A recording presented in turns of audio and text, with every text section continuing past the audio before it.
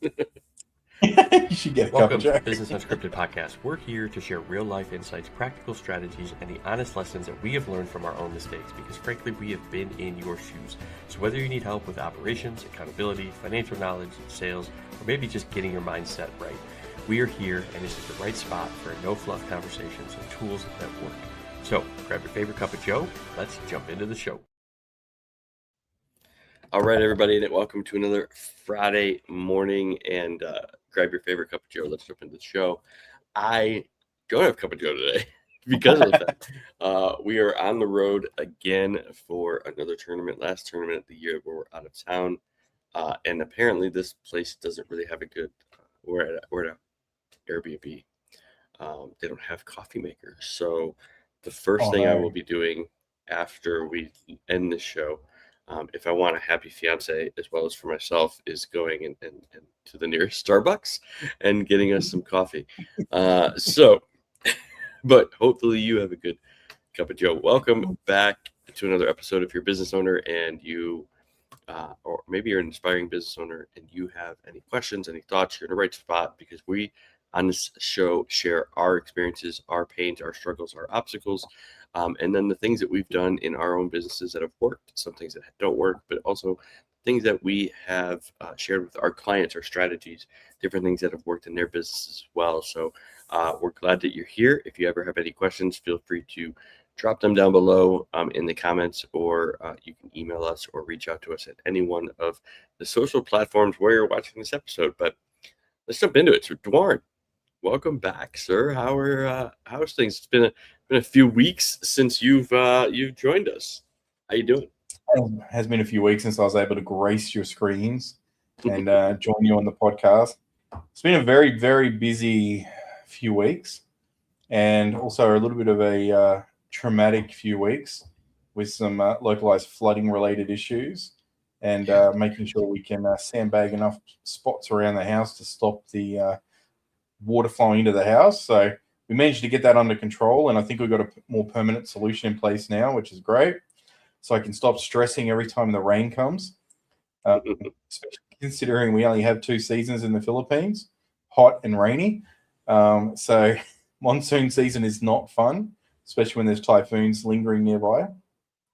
But yeah, other than that, it's been a lot of work.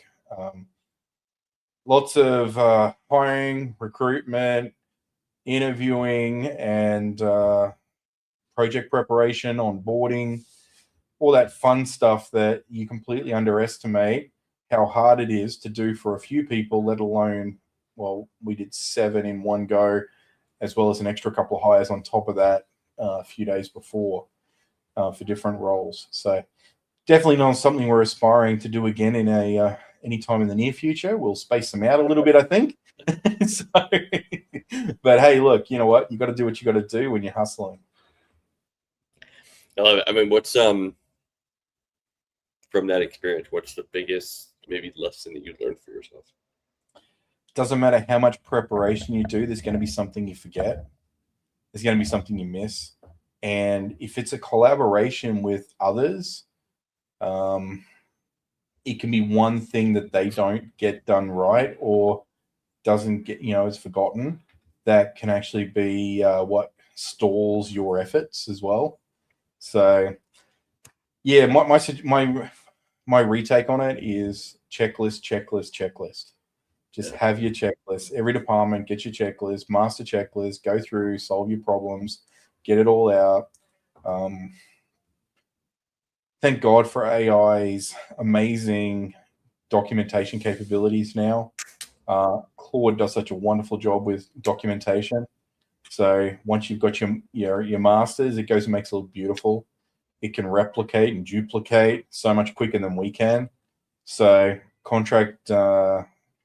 each new contract was much, much quicker to do because we had our template and we're able to duplicate that within minutes. So that was really helpful. But yeah, we've learned a lot of good things. We've got some great systems in place now as well. So there is an opportunity potentially in the future for another, it depends, between 4 and 12 people that we'll be bringing on for the project within the next 6 to 12 months. So yeah, we'll just we've decided we're going to put in some better processes for that. But we're really excited. You brought up an interesting point that I think a lot of people should begin to consider, not just an onboarding, but just any part of their business, right? Is the checklist. Like what are the things, what are the processes or the systems that you guys are doing on a regular basis? And not just for yourself, but the ultimate goal is that you're bringing somebody into your business eventually, whether it's a new employee, new something, manager maybe in the future. But those checklists are what's going to tell them exactly what needs to be done. And I think we've talked about it a lot on the show, right? Where it's about, getting everything out of your head and onto some sort of documentation so that you don't have to be the one to do it every single time, all the time.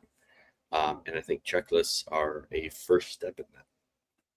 Absolutely. Well, we had an experience with a problematic staff member probably over the last month for one of our clients, and it was a bit stressful for the client as well as for us.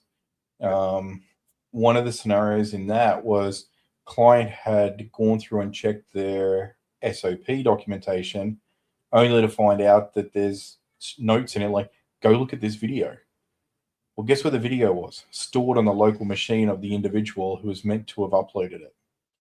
The video had not been transcribed. Video had not been turned into an SOP. Right. So can you imagine trying to train someone else up on that skill set without that documentation in place? He personally had been entrusted that work to this individual. That individual had given false indications that the work had been done. Clients were happy with the rapport. So from a client point of view, there was no concern. But behind the scenes was where all the documentation fell apart. And it was just a very stressful situation when it all became very evident to the client, and they noted it and then trying to scramble to fix it and start a new staff member who came in as a replacement to that particular previous staff member. Now in that situation, was there a checklist in place or some sort of simple? This is the interesting thing. There was a checklist, but each part of the checklist had an SOP that sat behind it. Now, in this particular scenario, the SOP, the standard process behind it, wasn't kept up to date. So things have changed, adjustments have been made. So whilst the checklist was okay, the rest behind it wasn't, which is interesting because we had a slightly different scenario about 2 months before for another client who he had 2 other staff members in his team and then brought a staff member in from our team to help. And the checklists that were in place that these previous staff members or his existing staff members had created was so generic. Yet it turns out he's got 15 different sub-clients with a variation of each of those checklists. So it needed to be created as a variation of the main checklist for each of those clients. But his staff chose to not do it, and instead in that situation kept the information in their head, thinking that they made their job safer by not sharing that information. So when the new guy comes on, can't get the information, feels like he has to start from scratch and start creating all that documentation for himself, which is a bit overwhelming for someone new who's starting in a team. But again, documentation and checklists are they're great as long as they're kept up to date. Yeah, and I mean documentation, even in bigger companies, it's never a fun process. Like it's not the fun part of business that you're going to be doing in terms of creating your systems, creating your documentations. Because I mean, I remember, in corporate, it was once a year. We would have to go through all of our SOPs, all of our policies for the department and determine and kind of review them and are the processes the same? Are the technologies the same? Are we doing the same process? Do we make something more efficient? Just because you have to keep that stuff up to date, because when you leave, that knowledge goes with you, and as an owner, it's a little bit different, right? But when you leave, so when you want to go, take time away from work, right? and I've actually just had this conversation with a client last week, or no, it was this week before I left on the trip. But it was like, you have to determine when you leave, like if you go on a vacation or you take a long weekend off, like what are those things that you're continuing to do in your business that you want to pass off, and then you have to document, right? And you have to write the process of how would somebody else do this so that I don't have to, so that you can get that time away, and not have to, be head down into the business. It goes one step further than that too. If you're a small business owner, you might only have one other person in your business working with you. So if one other person has the rest of the knowledge that you don't have, or has been working on SOPs that you have created, but they've been with you for a few years now, and those systems have changed and they've never updated the documentation. You as a business owner are busy working on the business, bringing in, working in different parts of the business now, leaving that part of responsibility to that individual you've hired. You've got to take the time to make it a part of your KPIs now to keep the documentation up to date, because this stuff falls behind so quickly.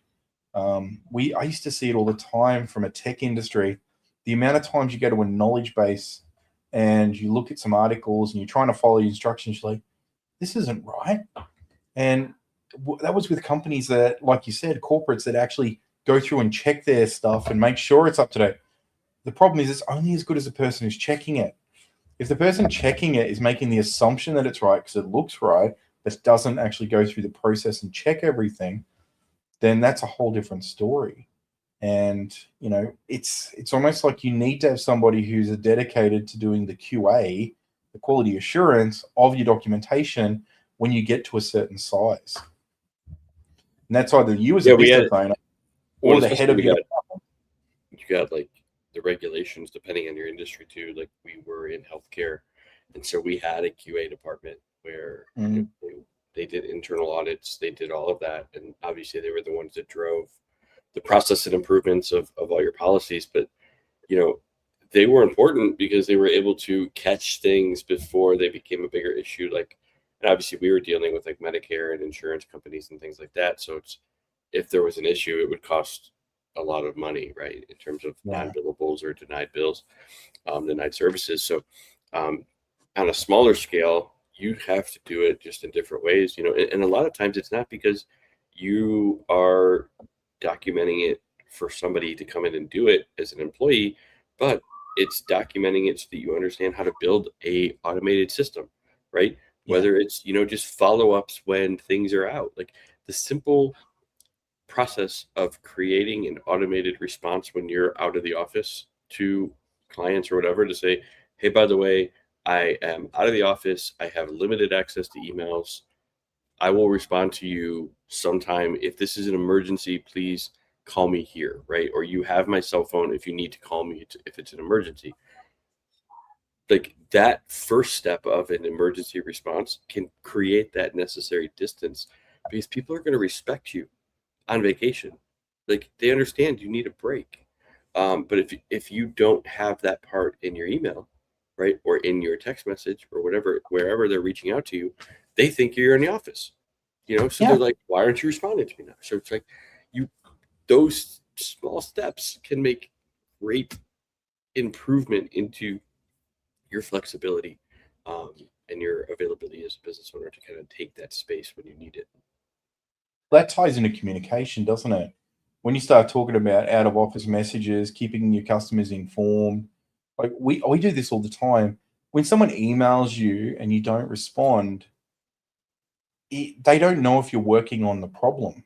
They don't know if you've acknowledged the problem. This is why, like, if you look at a lot of companies that use ticketing systems, they have a 1 hour response is what they guarantee. They have a 1 hour SLA response time. And the reason they can do that is because they know that every ticket that gets emailed in gets an automatic reply. That is considered a response. That is the acknowledgement of your original concern. And that's enough for some people just to get that. So when they send you an email and you're not in the office, that's cool. You can give them that little heads up. I mean, you can do the same thing. If you're having a really busy day, lots of meetings, put a little out of office notice on, and just so people, the emails are coming, hey, got a big day, going to be in a conference all day. If anything emergency, hit me on instant message or give me a text message or call me on the mobile or the cell phone, and I'll try and address it for you. Or reach out to Barry over here. He can assist you if it's related to this, and Mary can assist you if it's related to that. But it's just become, when you're a one-man team, it's really, really hard. Or if you're a two-man team, it's really, really hard. But one of the biggest things we've done in the past is I used to help with, provide phone systems to my customer base in one of my previous roles. And what we would do is we'd put on the IVR where they get to select the departments, or we'd put on a simple, good voice message that actually is a little informative and gives them some options like, hey, look, can't take your call right now, but if it's an emergency, call this number and our help desk team will help you. Or if it's not an emergency, feel free to drop an email into this queue and our team will pick it up as soon as we're available. And that sort of thing, it also helped business owners stop taking all the phone calls and interrupting constantly during the day, allowing them to get more focused on their role and getting work done as well. And customers felt heard. They felt they felt like they were being able to get their messages across. They felt informed, and at the same time, they had options. That's the piece of it, right? Is that if they're outreaching you, just getting that initial response is the biggest piece. Because I don't remember where it was or something, but I remember here, it was this specific when a customer reaches out to you, right? And if you go without responding, like the worry starts to set in. Like, did they hear me? Do they understand? Are they working on my issue? Like, just think of how negative, because we're humans, right? So we always go to those negative emotional pieces. So it really comes down to, just giving a quick response. Hey, and we're looking into this, or here's a quick response. We're going to dive a little bit deeper on it when we have a moment, maybe tomorrow or whatever, but give that information to them. Now they know they feel supported. That's where the support comes in. If you just leave it on read until the answers come up, they wonder if you've even seen it. And then they even, causes a little bit more stress on their end too. Just think it's happened to us, it happens to me, so even as simple as you send something and it's like, okay, I wonder, did they see it? Car buying experience. I just had that, where I'm just like, okay, I sent a text message. It's now been 2 hours. Did they see it? Even a quick response back to saying, hey, I'm with a customer. I'll get back to you. That simple, that message that I could have gotten back would have been greater than me sitting there wondering, okay, what's going on? You know what I mean? Because there was no response. Well, that's it. You're sitting there scratching your head going, well, did they get my message? Did it go to spam? Are they ignoring me? Am I not important?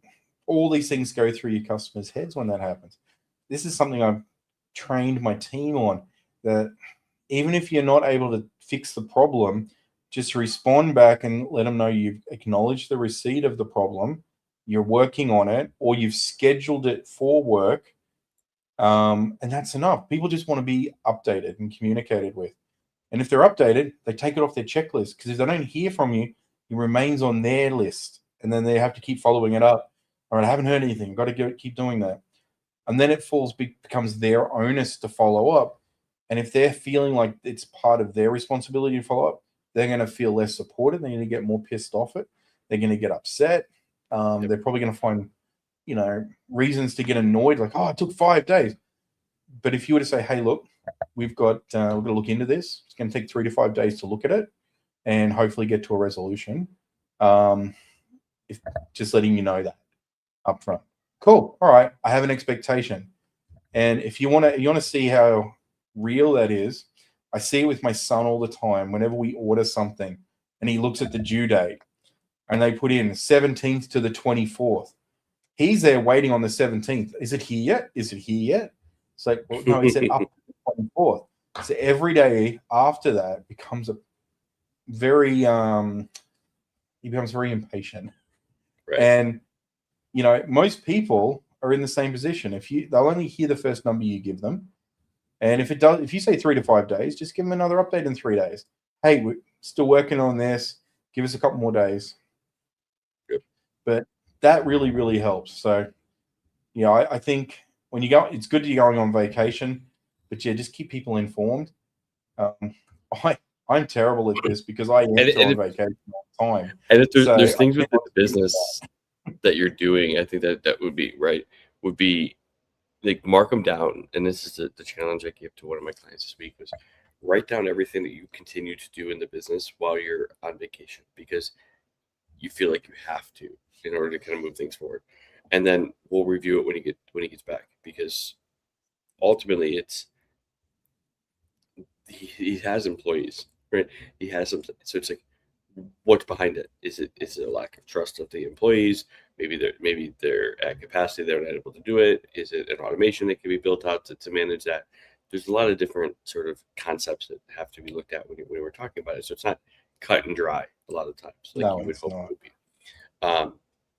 But I think ultimately, building those checklists, kind of like you went back into, and the processes, you have to get it on paper, out of your head, especially if you're looking to grow and you want to start taking time away because you want your business to work for you, not necessarily you being a slave to your business because you have to do everything because you own it. And so I just thought that was an kind of topic to take from what we were talking about in terms of onboarding and applying it to business as a whole because it's definitely an important thing too. It is really, really true.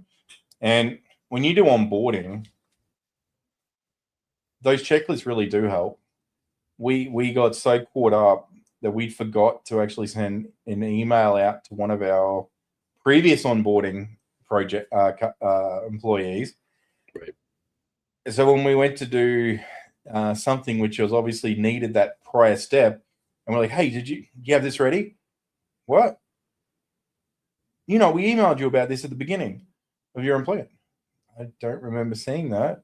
Went back and checked. Oh, shit. We never got set up. Let's try here. Go and work on this, would you? And you realize, like, with the checklist, that might not have happened. Right. That might have been able to be avoided, right? Just the ability to be able to go, well, yep, that's been done. Well, and even some of that too, like when you build the checklist, that's going to give you the roadmap of, okay, what can we actually like automate as part of this process so that you never have to do it again, right? And it's part of the process, right? It's, hey, I marked John as hired. Boom, that email goes out. You don't even have to think about it. Now you don't have to mark it off on a checklist. It's just done as part of the system. And so it's like a checklist, but it's like a step-by-step of what you want your process to be. Yeah, it's like creating a project workflow, right? Right. And it's like, okay, this part can be built into the system. This part could be automated. This part needs to be manual. And once you go through that, you now can build out the plan to then implement that and create the system that's going to help you and save you hours. I said it, I don't remember if it was with you, but if you can save yourself an hour a week, right, that's 52 hours, right, that you're going to get back a year. So you're almost basically, you're saving yourself a week and a half every single year. Like if you could just save an hour. Now multiply that by 2. People are always like, well, how do you get so much done? Well, it's because if I can take something that was taking me an hour or 2 hours and I can automate the process where now it takes me 15 minutes, well, I just got back an hour and a half every single week. And an hour and a half every single week is 80 hours. That's 2 weeks more a year that I can get work in that somebody who's not doing that can. So that's how you start. 2 weeks of vacation leave every year that you can now do. or depending on, So, and that applies to not only business owners, but employees. Like if you're just an employee, like just think of what is something that takes up a lot of my time that you now can turn into a process and automate. And now you're more outcome driven than hourly driven, and free up some time there. So there's just a lot in that aspect. But absolutely. So, like one of the kind of wrap up, I think the biggest piece there, right, is build a step-by-step guide, build a checklist, and then look at it and say, okay, what can be automated? What needs to be, a person? What needs to be, maybe coordinated with your partner? Like, as you mentioned, you guys had some partners, and then, get a buy-in from everybody and then build it out. That's the biggest thing I think that you can do in your business. Oh, absolutely. I was talking to a client today. She was sharing with me that it's her and one other in her business, plus a staff member, which they've got. And the staff member hadn't been doing her part of the onboarding process. What was the result of this? Well, because the client hadn't been onboarded, she wasn't able to do the billables for the services that she was doing for the client, which meant that there was a significant amount of billable hours unable to be allocated against a client to be paid, which delayed cash flow coming in, delayed work getting documented, delayed the client knowing the work was being done, Right. all because somebody didn't follow their checklist. So it's when you start looking at these things, it's not, don't just make a checklist and then forget about it. Make sure you're actually got someone going through and checking it's being done. And there's a review system in place with this as well, because that's the other big drama that happens in business. People just go, yeah, I made a checklist 2 years ago. No one follows it. When was the last time you checked where they drop off? Right. And if they're dropping off your checklist, then there's probably a reason for it. So that's a good time to review and analyze. Never review it. Exactly. So many, so many different aspects of that aspect. So, but if that's you, take a look at that, run with it. But I think the other thing I wanted to kind of touch base on is, we were talking pre-show, and I just thought it was like an interesting topic that I don't think a lot of people understand. And that was the functionality that you were talking about, like within ChatGPT, right? So the AI pieces. And so I think a lot of people, especially because ChatGPT is the more relative, easy to understand name within the industry. So I still think there are a lot of entry-level people, not entry-level, but just a lot of people using ChatGPT. So walk us through, what was you were telling me about this functionality and how you use it. Yeah.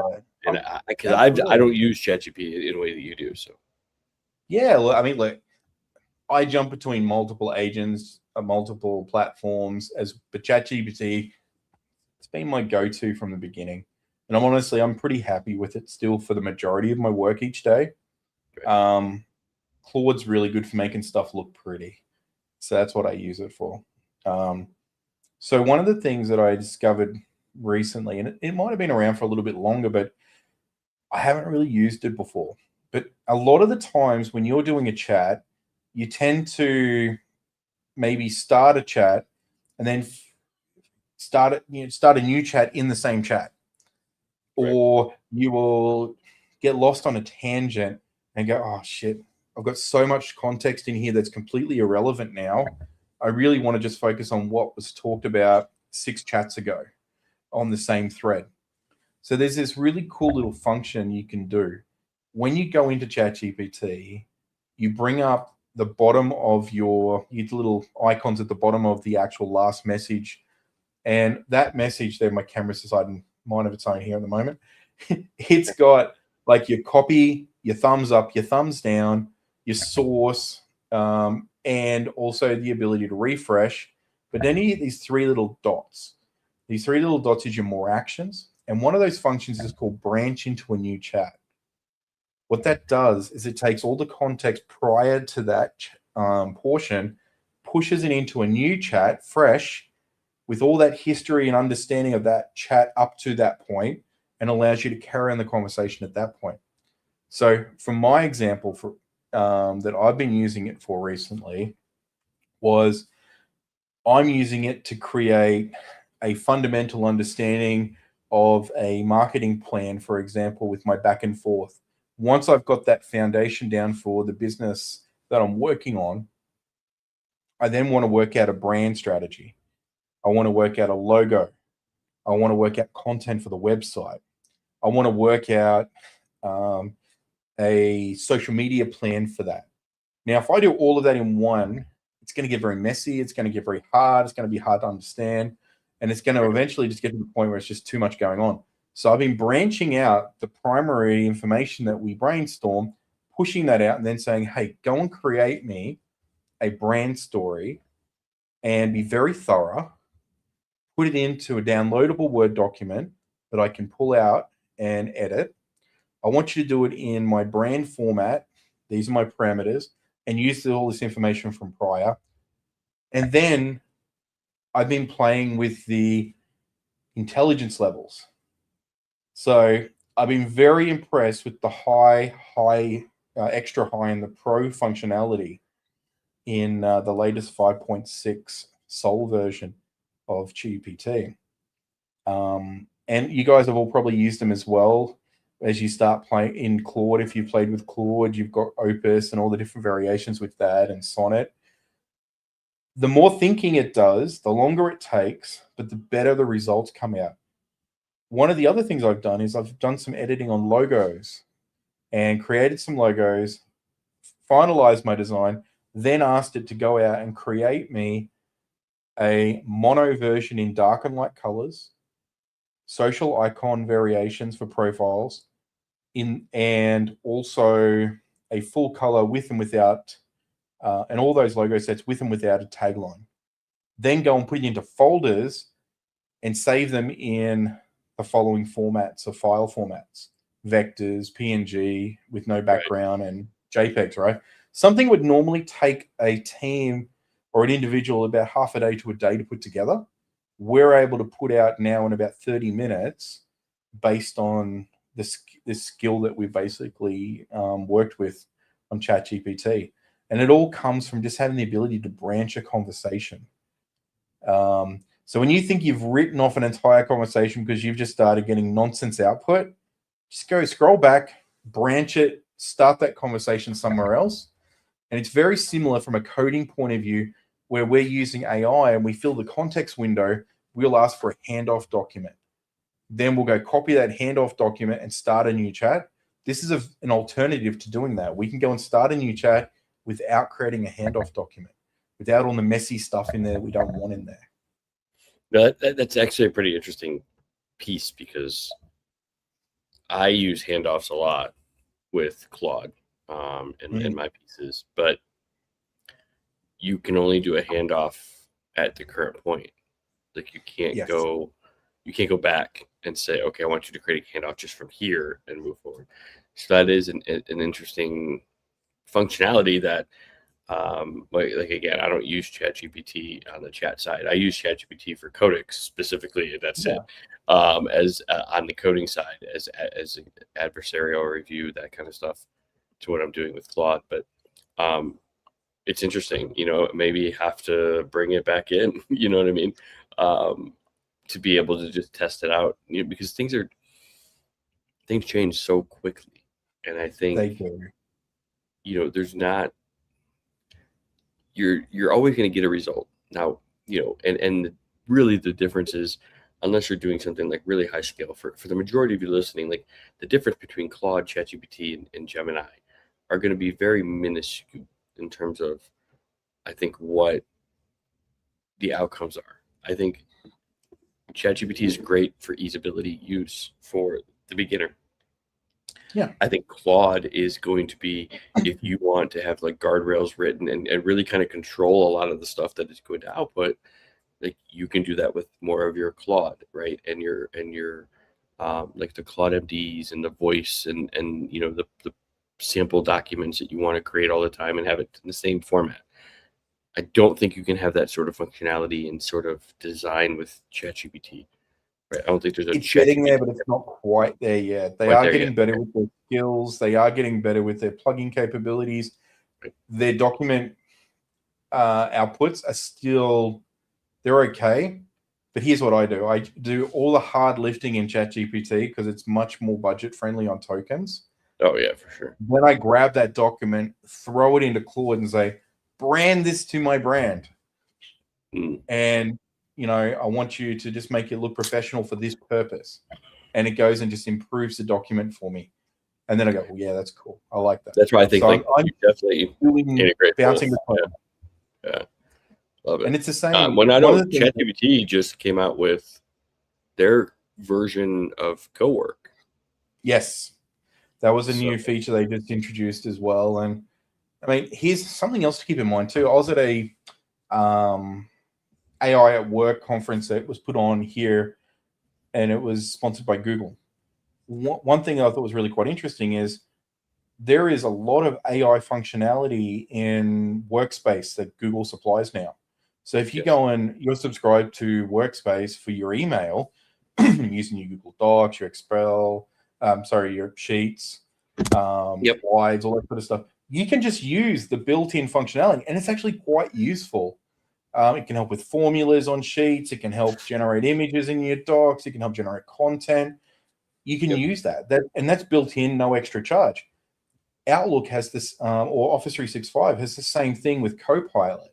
So you can utilize those built-in functions without even coming to a ChatGPT or a Claude. And again, most of the functionality you're going to do is probably okay in those from a day-to-day perspective. Here's a use case for Google, as you were just kind of mentioning there, right?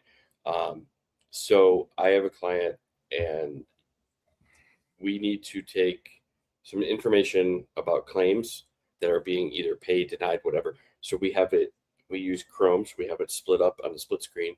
But if for me to copy and paste, it would have a lot of crazy information I didn't need from the information. So I have it up on one screen. I can use Gemini and Chrome, and I say, hey, I need to grab this information and put it into this other, the sheet, right? Google Sheet. I say, it can't do it directly, but what it does is it takes the information, it matches the columns that I'm actually looking for, grabs it into the chat, and says, hey, here's the copy table. Just copy this into the Google Sheet. And so I literally say, okay, next tab's up, and boom, now all the information's copied. It takes me 5 seconds. Whereas before, if I had to go through and copy or type it in, it would take me maybe 5-10 minutes per page, where now it takes 30 seconds. And then from there, I was able to have it, because there was a lot of insurance companies suck ass. So they'll, on multiple claims, either pay or deny, or multiple issues for a same service date. So I had to remove a lot of the duplicate build amounts for duplicate days that it had on multiple. So I just told it, I said, here's exactly what I need to go do into this 250 lines of data. It went and did it. It just said, oh, okay, here, boom. And so those are the types of things that, if you are using a lot of data, or you are trying to compare different things, you have all these functionalities available to you to just try. And I think so many people don't want to get it done. Well, here's a fun thing that I learned about Gemini. So let's say you've got a spreadsheet in Sheets in Google. You can use the Gemini AI on the side and ask it to build you a custom dashboard based on the information in your sheet. And it'll go and build that and give it the parameters you want to show, the type of graphs you want to show, and it'll go build it live for you as a live app with its own dedicated link that you can share to people. And you can use that in a presentation format. So you can take information from a sheet, present that in a custom looking application in a nice dashboard, give it to your staff to use, give it to, show it in a presentation, give it to a client to view. And it's so quick and easy to do now. Now, clearly that information is going to be live because it's a live mini app that's now running. And I thought was very, very surprised at the functionality of what it could do.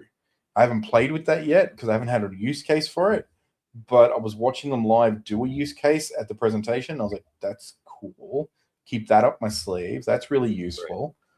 Because I was looking at it from a point of view, if you were a project manager and you were using, say, a spreadsheet to manage your project, which some people still do, you can run a dashboard that shows the output of your project that you can use in a client meeting. As you start to go in that client meeting, you can present it. And you don't have to be a developer to build that. If it's a simple little app that you just need to be able to show a dashboard, then you can do that now from spreadsheets, which is kind of cool. Now, obviously, if it shows the wrong information and you're not sure how to get it to stop showing that information, you're going to have probably a bit of a nightmare communicating back and forth with it while it tries to figure out how to get the information. So it works best for people who understand what's in the spreadsheet to start with. So once you understand what's in the spreadsheet and the information you want it to actually show, then you're going to have a much easier time trying to get the output you're hoping to get from it. Yeah, for sure. No, I love it. And so I just wanted to, I mean, it's just, there's so many cool things that are coming up that you can do.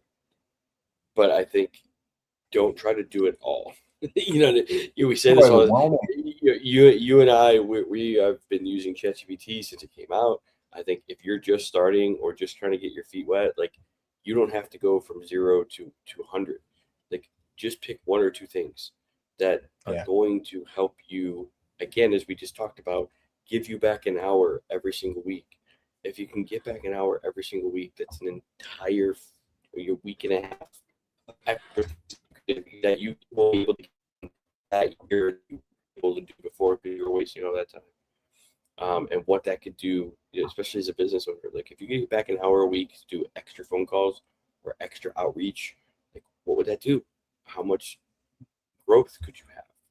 Like, that's where we have the opportunities now to kind of really begin to grow and use the AI pieces to be better. Like, obviously there's a lot of things in this world that are not going to be AI replaced, like the trades, there's human elements related to everything that you still have to do. Like, AI is not always going to do accounting. AI is not going to always do your tax returns or whatever, but it can help you be more efficient with what you are doing, so you can help more people, right? Yeah. Well, from our point of view, it's a multiplier for what we do, right? Like, I just put on a team, like I mentioned earlier, 7 soon, and next month it'll be added up to 9, which is a dedicated development team. And some people are looking at me silly, going, well, why are you putting a development team of people in now when you could do a lot of that with AI? And that's why, well, imagine what I can do with people actually know what they're doing with the tools of the AI that I'm supplying them as well. Imagine what their output's going to be.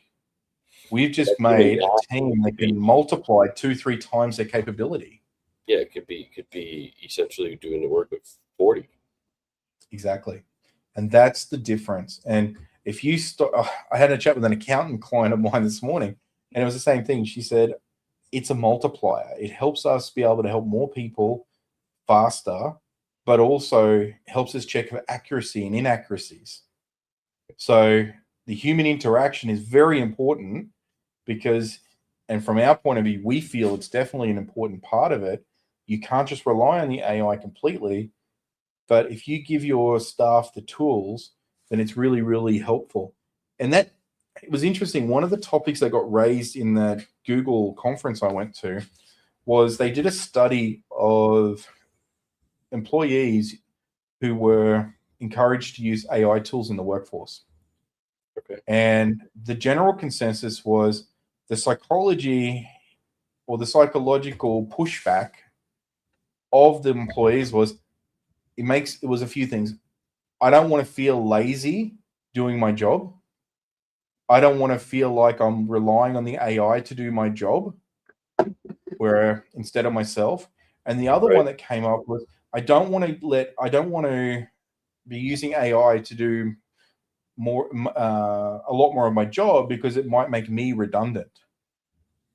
And what they're missing typically is, from a business owner's perspective, we don't want to replace you because you have a wealth of knowledge typically. You have the skills and the aptitude.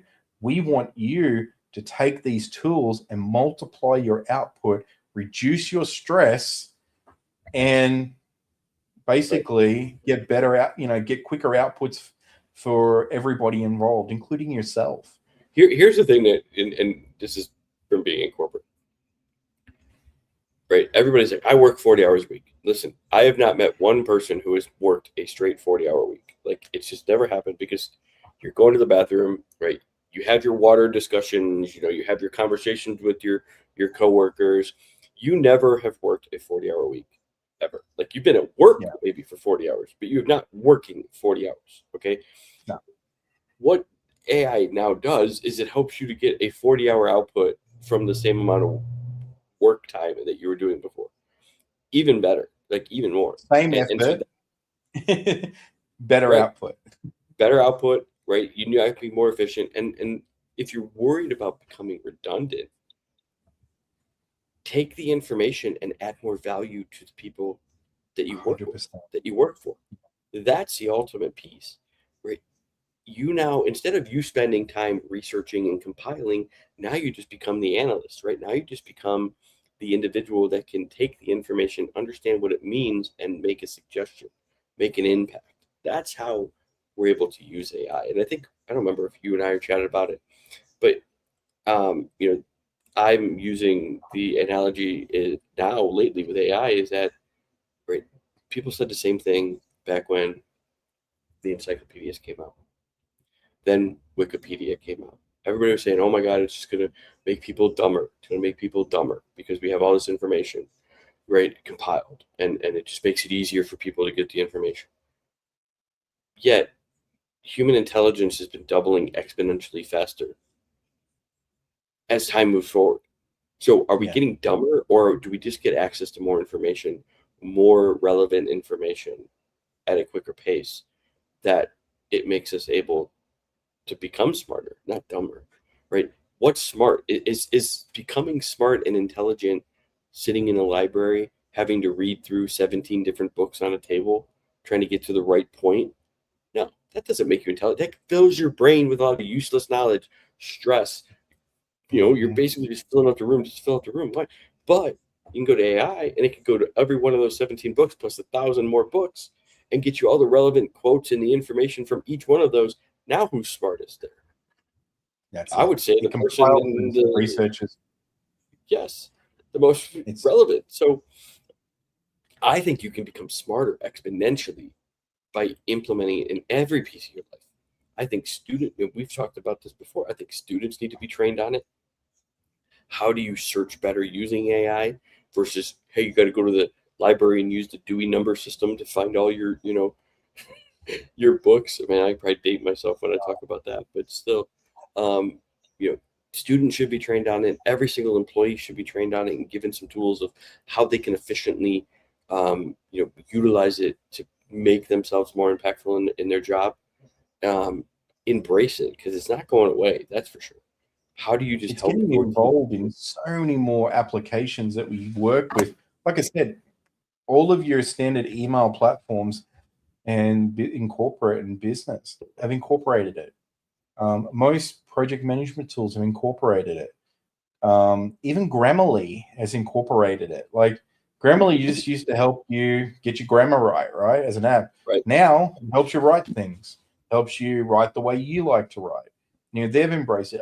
It's there, and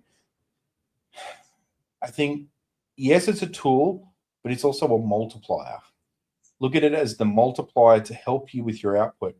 If you're currently working an 8-hour day and you want to try and reduce that down to 6 hours a day, spend more time doing something else or working on a project that's more interesting to you, it's a great way to get those extra 2 hours back, to use those to generate a way to find those extra 2 hours. Like creating a contract. A contract can be very monotonous. And yes, you can probably generate it yourself, but then proofreading that contract. What if you had a standard template and you dropped your version of the contract in and said, review both contracts and advise me if this new variation of the contract has any deviations from the original? And let it go through and do that. I mean, that can just save you. And while you're doing that, go and grab your coffee, right? Have your chat by the water fountain. Then you come back and like, guess what? I was doing something.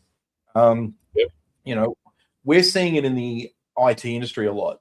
So from an IT point of view, it's been identified by a large population of the MSP providers out there that we're going to see the drop of level 1 support from being a human to probably being a lot of automation and AI, because a lot of that information for level 1 help desk is really capable of being handled by an AI now. And then all the level 1s will start leveling up to level 2. They'll get pay increases because they're now level 2, and and they'll get more responsibility on their roles, and they'll be able to then manage and maintain the level 1 systems while doing a more interesting role, right? And more projects and things that are a little bit more interesting for them. So it's not going to replace, and it really comes down to, if you start looking at like when machines came in to start replacing people in a workforce, Right. people started doing other jobs in the workforce. So I don't think it's going to be an instant, you've lost your job, you're out. No, it just means that from a small business point of view, small business owners can be more competitive with larger corporations with larger budgets and larger staffing pools, because you now have a lot more tools to help multiply your output.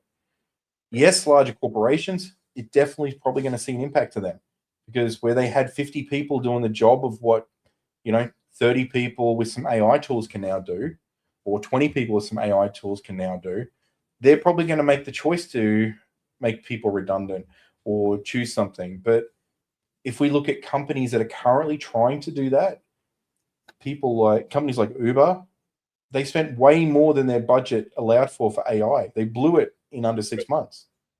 They blew their annual budget. We look at companies like Myob. I think it was one of the ones we talked about. QuickBooks, sorry. They tried to do a full AI support system. They ended up hiring back a lot of their people after a period of time because they realized the customers didn't want to deal with the AI support. So companies that are rushing in to replace people with AI, a lot of them are failing at the moment. The ones that are doing really well are the ones that are combining the human and AI elements together at the moment.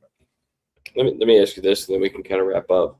But do you truly feel like moving forward, a lot of these companies or even small business owners, do you think that they're going to continue using things like ChatGPT or Anthropic and Claude, or do you think a lot more are going to be heavily reliant on localized LLMs, especially when they're trying to do like full workforce implementations, and then that way they know their information is not going out right to the cloud? That's an incredibly interesting conversation.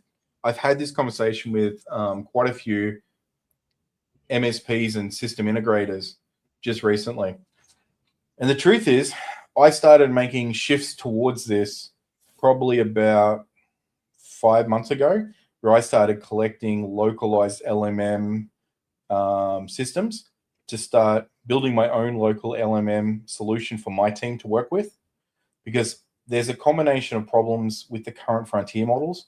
Yes, they're incredibly good, but they're also very, very subsidized by venture capital at the moment, which means that eventually, once the population's on them and they hit their saturation point, those venture capitals want to make money again. They don't want to be spending it. They don't want to be burning it. So they've got the customer base, so they need to make money. And the only way to make money is to charge more or reduce the cost of operation, or reduce the amount of output to reduce the cost of operation. Then you got the security aspects. These are private companies in the most case. So your data's going offshore. There's no data sovereignty. Having it localized, you get a lot of data sovereignty. We just took a lot of MSPs and a lot of businesses just took everything from inside their office, their old servers, their file servers, email servers, and they stopped buying them. They put everything in the cloud. Now what we're seeing is potentially, with the introduction of localized AI, is a lot more servers going back into business sites, because they want to use those local models with the security and the data sovereignty of under their own premise, their own control. So I think there's going to be a hardware revolution coming up very soon. For a few months, right? How would somebody get started? Like if they were like, you know what, I get it. I want to just have something that's local. I don't have to pay for every month. Now, there's still usage charges, right?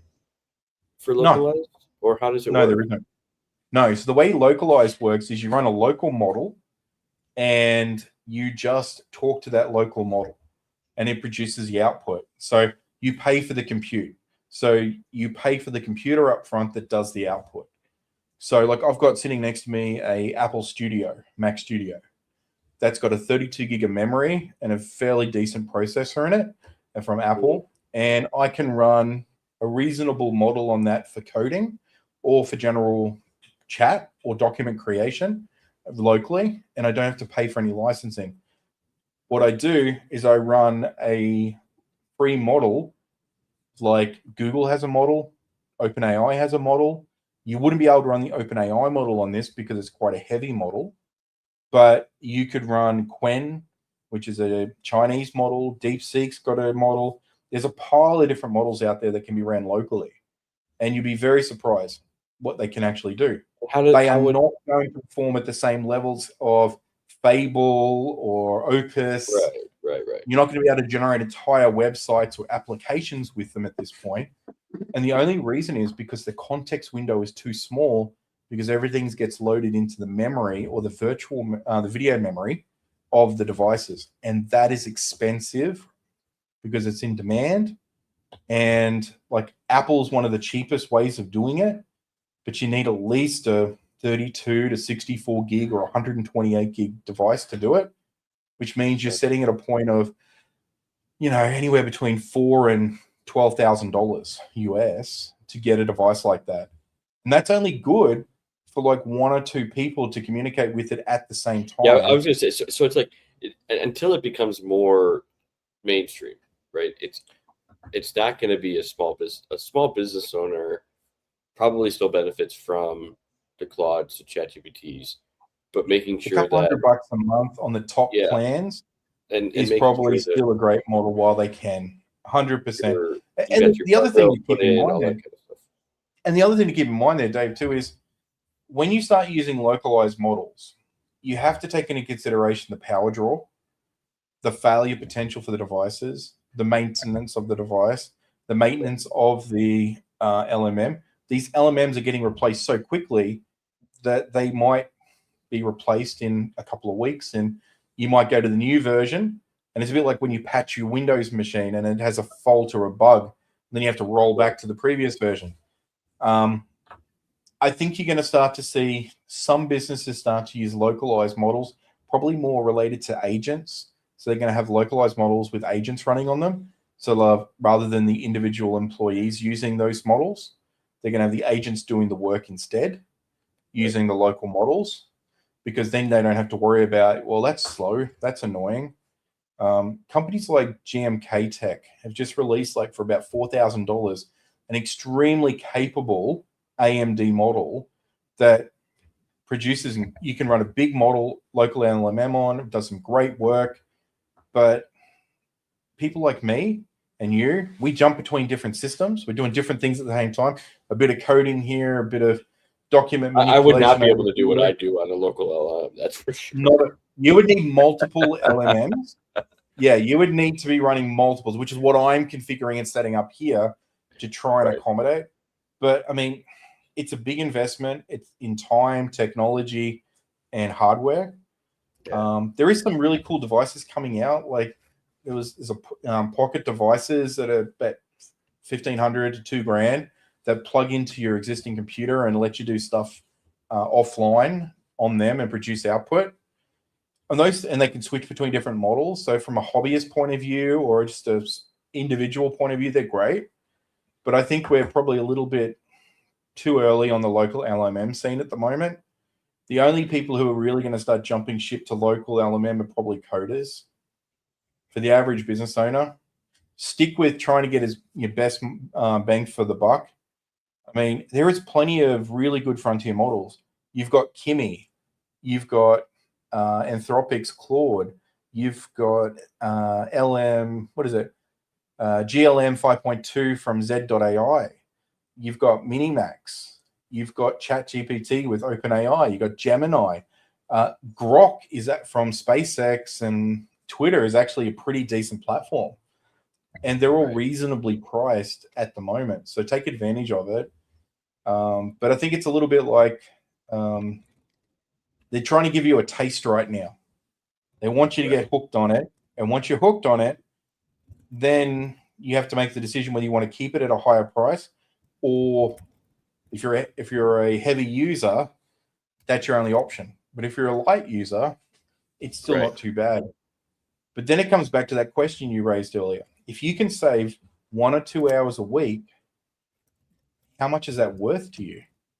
If you're billing $150 an hour to a client or $100 an hour, then maybe spending $100 a month on a piece of a subscription to a Frontier model is not such a bad thing to get an extra hour back.